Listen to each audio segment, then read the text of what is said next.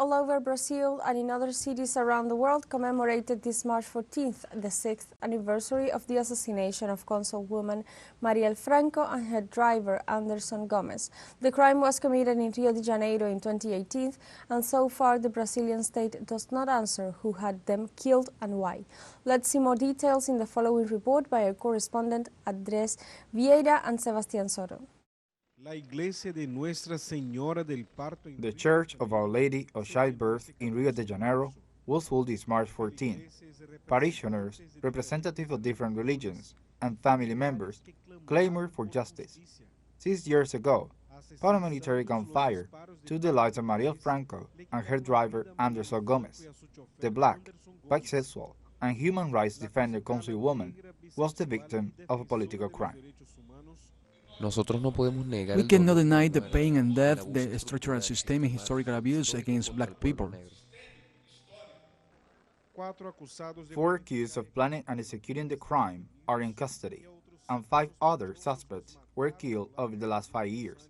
This Thursday, the local media reported that the investigations reached the Supreme Court, since an investigated person was identified who can only be judged by the highest court of the country, legal right of deputies, senators, and the national executive.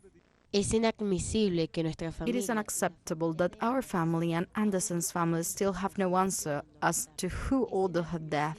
It is unacceptable that the perpetrators, those accused of the execution, are still not in popular justice, but we will reiterate that our family will continue to fight for justice, and we will be the continuation of her dream, and we will be resistant for her.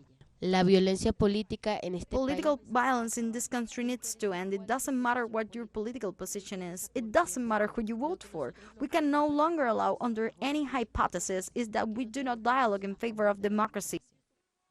The March for Justice for Marielle and Anderson was also joined by those who lost family members killed by the Rio de Janeiro police. And we are in a new year without Marielle. She was with me the day of my son's death. She held my hand. She was with me all the time, so that's why I'm here today to ask for justice for Marielle and Anderson. The mourning turned into a struggle in the firm steps of these people. If the shots were to silence her voice and what she represented, Marielle Franco's legacy lives on and multiplies. When we have a justification for the crime, it is not that the pain will be solved, but we will know that the state is looking at us, that the state is looking at Marielle's family, that the state is looking at the human rights defenders. Now we have the same question for 6 years. Who ordered to kill Marielle? And we have no answers. The day ended with the Justice for Marielle and Anderson Festival in the territory of Little Africa in Rio de Janeiro. André Vieira e Sebastián Soto, teleSUR, Brasil.